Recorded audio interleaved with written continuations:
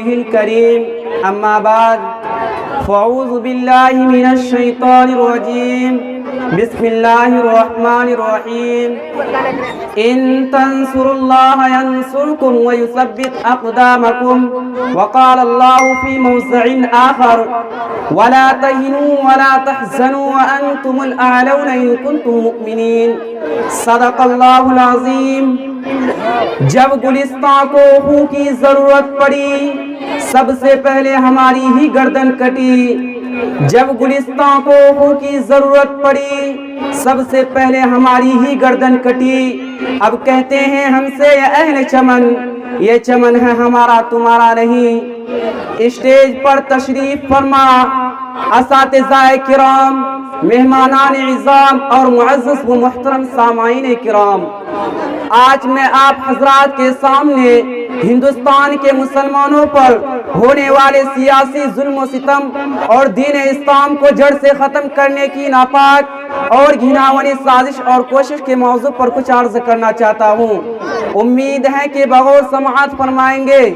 وہ ہندوستان جس کی حریت کے باغ کو مسلمانوں نے اپنے خون جگر سے سینچا تھا وہ ہندوستان جس کی آزادی کے خاطر بحر ناآشنا ساحل میں کود پڑے تھے اور موجوں سے کھیلتے ہوئے مجھدار تک جا پہنچے تھے بے پناہ قربانیوں کے ذریعے اس کو پروان چڑھایا تھا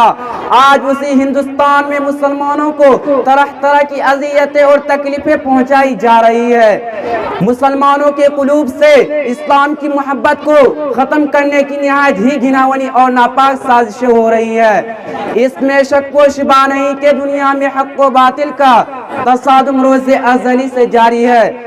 ظالم و جابر طاقتوروں کمزوروں مظلوموں کی کہانیاں بہت قدیم ہے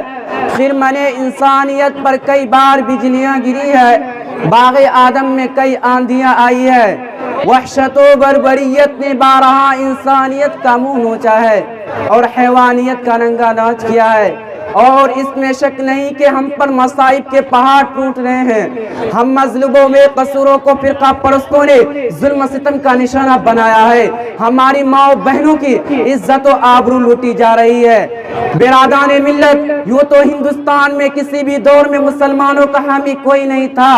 لیکن جب سے فرقہ پرستوں نے ہندوستان میں جنم لیا اس وقت سے مسلمانوں کی رہی صحیح سکون و چین چھن گیا ہے کیونکہ ان فرقہ پرستوں نے ہما وقت مذہب اسلام کو مٹانے کے لیے نہ جانے کیسی کیسی رچنا رچی ہے غور تو کرے کبھی وندے ماترم جیسی گندی و ناپاک چیز کو نافذ کرنے کا حکم ہوتا ہے جس کی وجہ سے نیند حرام ہو گئی تھی آج بھی بہت سارے اسکولوں میں یہ گیت گائے جاتے ہیں جس گیت میں سراسر کفر بھرا ہوا ہے جس گیت کو ایک بار پڑھنے سے انسان خارج اسلام ہو جاتا ہے جس گیت کو ایک بار پڑھنے سے مسلمان نہیں رہتا آج وہی گیت ہندوستان کے مدارس و مکاتب میں پڑھنے کے لیے بچوں کو مجبور کیا جا رہا ہے آج ہندوستان کے مدارس و مکاتب کو ختم کرنے کی کوششیں کی جا رہی ہے ہندوستان کے مدارس کو دہشت گردی کا اڈا قرار دیا جا رہا ہے اور یہ الزام لگایا جا رہا ہے کہ جتنے بھی فسادات ہو رہے ہیں ان کے پیش اور لیڈر یہ ملا ہے اس لیے پہلے ان کو ختم کیا جائے اور اس کی آسان صورت یہ نکالی گئی کہ اب مسلمان کسی بھی مدارس و مکاتب اور مساجد کو نہیں بنا سکتے لیکن شاید ان کو معلوم نہیں کہ مسلمانوں کی جب تک سانس چلتی رہے گی اس وقت تک دین اسلام پر اور مکاتب و مساجد پر کسی طرح کی آنچ نہ آنے دیں گے ہم تمہاری دھمکیوں سے خوف کھا سکتے نہیں ہم تمہاری دھمکیوں سے خوف کھا سکتے نہیں ظلم کے آگے ہم اپنا سر جھکا سکتے نہیں اور ہے یہی تاریخ اپنی ہے یہی اپنا فلسفہ ہم زمانے میں دبانے سے ابھرتے ہیں صدا عزیزان گرامی اگر وطن ہماری جان مانگے تو جان دیں گے اگر وطن ہمارا مال مانگے تو مال دیں گے اگر وطن ہماری اولاد مانگے تو اولاد دیں گے اگر وطن ہمارا تن من دھن مانگے تو سب کچھ دیں گے لیکن یہ نہیں ہو سکتا کہ مسلمان نبی کی جاہو جلال دے یہ نہیں ہو سکتا کہ مسلمان آخرت کو چھوڑ کر دنیا کو ترجیح دیں۔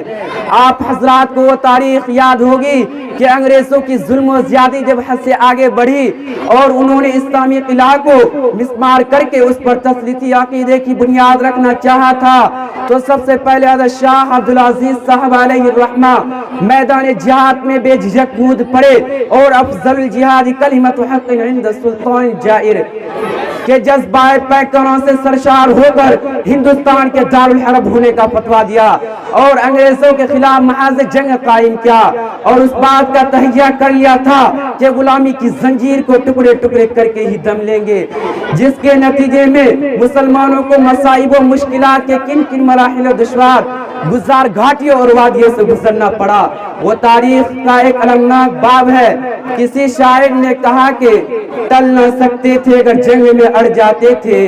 ٹل نہ سکتے تھے اگر جنگ میں اڑ جاتے تھے، پاؤ شیروں کے بھی میدان سے اکھڑ جاتے تھے،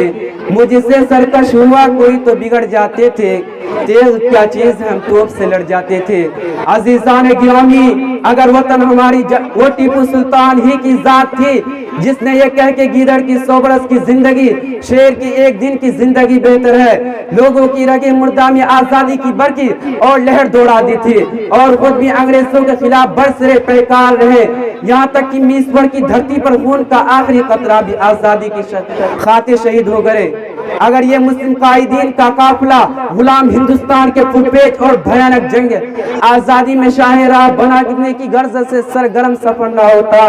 تو یہ تنگ نظر احسان فراموش جو غدار ہم سے وفاداری کی سند مانگتے ہیں، ان غداروں سے میں کہتا ہوں اگر ہم ہیں غدار کو وفا تم بھی نہیں، اپنی کثرت پہ نہ اتراؤ خدا تم بھی نہیں۔ یہ فرقہ پرست اس ملک کو کبھی بھی آزاد نہیں کرا سکتے تھے۔